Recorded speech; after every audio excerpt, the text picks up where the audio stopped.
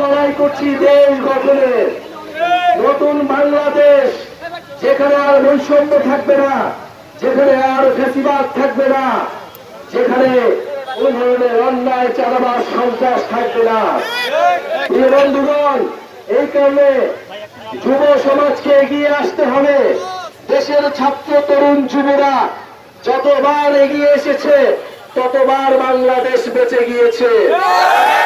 2024-এ এই ছাত্র যুব তরুণরাই দেশকে রক্ষা করেছে, স্বাধীনতাকে রক্ষা করেছে। কিন্তু বন্ধুগণ, স্বাধীনতা অর্জনের চেয়ে স্বাধীনতা রক্ষা করা কঠিন। তাই আমাদের এইবারের স্বাধীনতা যাতে ব্যাহত না হয় সেজন্য আমাদের সচেতন থাকতে হবে। এ কারণে এই জাতীয় নাগরিক পার্টি এনসিপি গঠিত হয়েছে। আমরা উত্তরবঙ্গ, আমরা রংপুর এই বিভাগের প্রতিটি জেলায় যাচ্ছি। আমরা দেখেছি উত্তরবঙ্গ কিভাবে অবহেলিত রয়েছে, কিভাবে 54 বছরে এই উত্তরবঙ্গের জেলাগুলোতে আঞ্চলিক বৈষম্য করা হয়েছে। আমাদের দাবি খুবই কম, খুবই সুস্পষ্ট। আমরা ভাতের অধিকার চাই, আমরা কাজের অধিকার চাই, আমরা চিকিৎসা চাই, আমরা শিক্ষা চাই। আমরা অন্য কোন দেশের দালালি করব না। বাংলাদেশ রাষ্ট্রকে গঠন করব। বান্ডেল থাকলে প্রতি সেনমানিতে টাকা বাঁচবে। বিকাশ সেনমানি বান্ডেল কিনে জিতুন প্রতি লেনদেনে।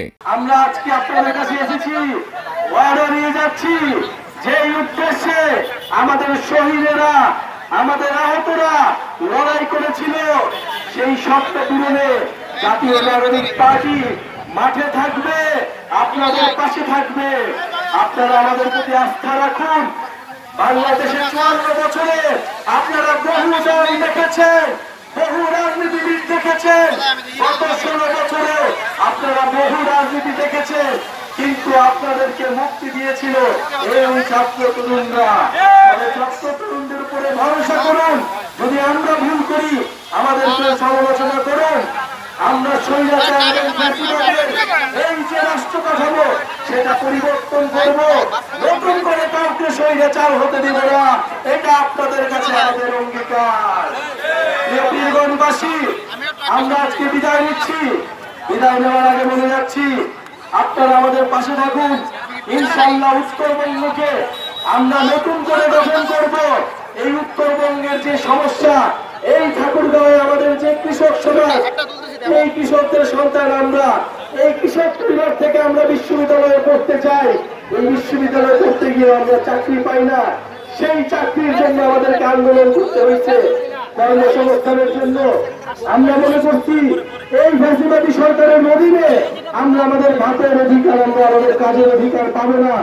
তবে সরকার পতন করে নতুন করে দেশ গঠন করাই আমাদের অঙ্গীকার। সেই যাত্রায় আমরা আপনাদেরকে পাশে চাই।